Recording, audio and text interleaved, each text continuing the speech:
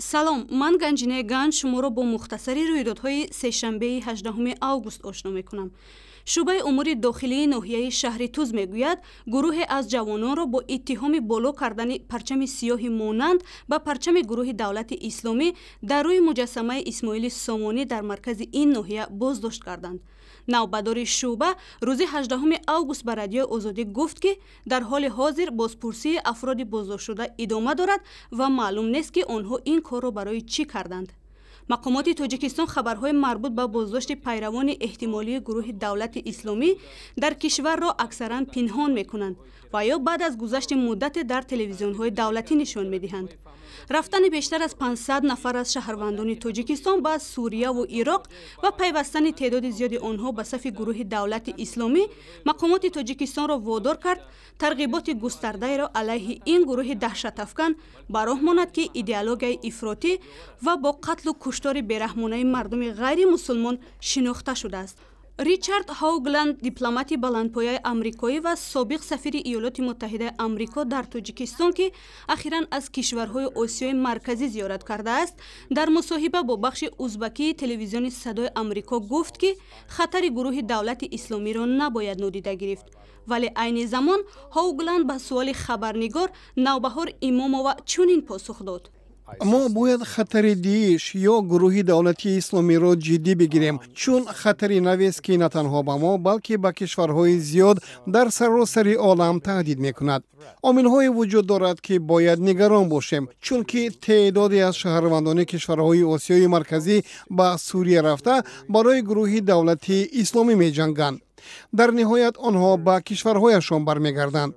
ҳарчанд мо бояд эҳтиёткор бошем ва ба ин хатар таваҷҷӯҳи ҷиддӣ бидиҳем, аммо ҳоло ин як хатари бузургу ҷиддӣ барои амният, ҳукуматҳо ва мардуми Осиёи марказӣ нест.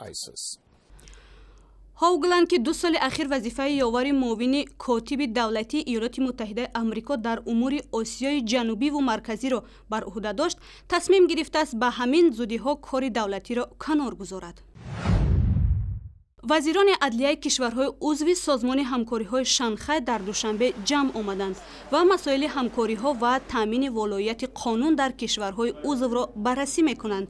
хабарнигори радиои Озодӣ аз маҳалли баргузории ин нишаст толори Китобхонаи Миллии Тоҷикистон гузориш дод, ки вазирони адлияи Русия, Чин, Қазоқистон, Қирғизистон, Узбекистону Тоҷикистон ва ҳамчунин намояндагони кишварҳои нозир Афғонистон, Ҳинд ва Покистон дар ин нишаст ширкат доранд.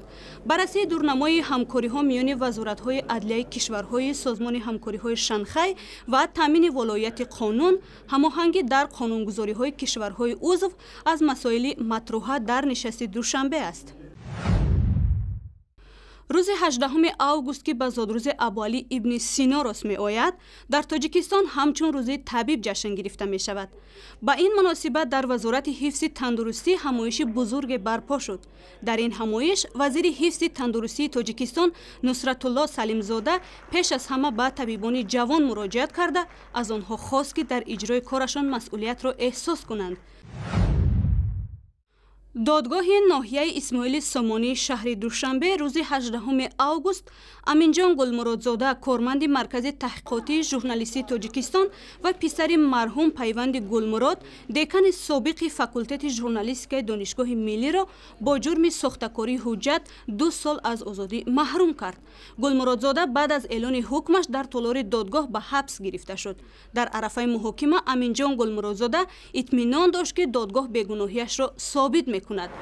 аз моҳи апрел то моҳи июл раёсати амнияти шаҳри Душанбе пеш буд ва баъди анҷоми парванда онро ба прокуратури шаҳри Душанбе фиристод, ки ҳоло намояндаи ин мақомот дар суд ба сифати айдодкунандаи давлатӣ иштирок дорад. ба иддаои мақомот ман соли 1989 бо кӯмаки падарам Шодравон Гулмуродзода Пайванди Гулмурод аз бахши сабти асноди ҳолатҳои шаҳрвандии ноҳияи Рӯдакӣ барои худам шаҳодатномаи таваллуд дастрас кардам, ки он қалбакӣ будааст. вале агар моҳияти парвандаро баррасӣ кунем, чунин хулоса ҳосил мешавад, ки маро барои одам будан ба суд кашиданд. аминҷон гулмуродзода 1 январи соли 1982 дар шаҳри Душанбе таваллуд шуда, соли 2003 факултаи рӯзноманигории Донишгоҳи миллии Тоҷикистонро хатм кардааст. рӯзи душанбе дар Тоҷикистон ҳафтаи муд оғоз ёфт. меҳмонон дар ҳотели Шератони Душанбе бо намунаҳои либоси миллӣ барои мавсими тирамоҳу баҳори соли оянда ошно шуданд. тамоюли аксари тарроҳони имсол ба ҷалб ва тарғиби мардум, ба вижа ҷавонон, ба пӯшидани либоси миллӣ будааст.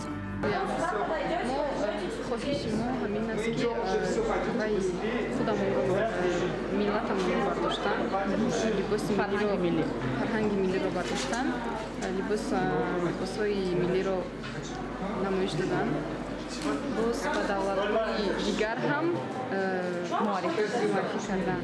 дар баробари тарғиби либоси миллӣ ин гуна чорабиниҳо имкон медиҳанд, ки тарроҳони ҷавон худ ва маҳсули дасташонро дар маърази он гузоранд.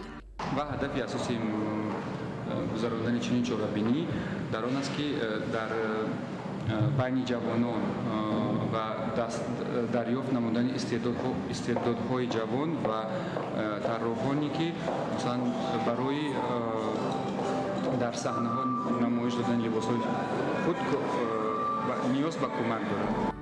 дар ҳафтаи имсолаи муди Душанбе тарроҳони ҷумҳурии Қирғизистон ҳам иштирок мекунанд. дар шаҳри Кӯлоб сохтмони ҳавзи пӯшидаи оббозӣ дар ҳоли анҷомёбӣ аст ва қарор аст дар рӯзҳои сафари президент Эмомалӣ Раҳмон ба Кӯлоб расмӣ кушоиши он барпо шавад. ин ҳавз бо ҳаҷми 50 ба 15 метр сохта шуда, чуқурияш 3 метр хоҳад буд ва ҷавобгӯи меъёрҳои байналмилалии ҳавзҳои шиноварӣ мебошад.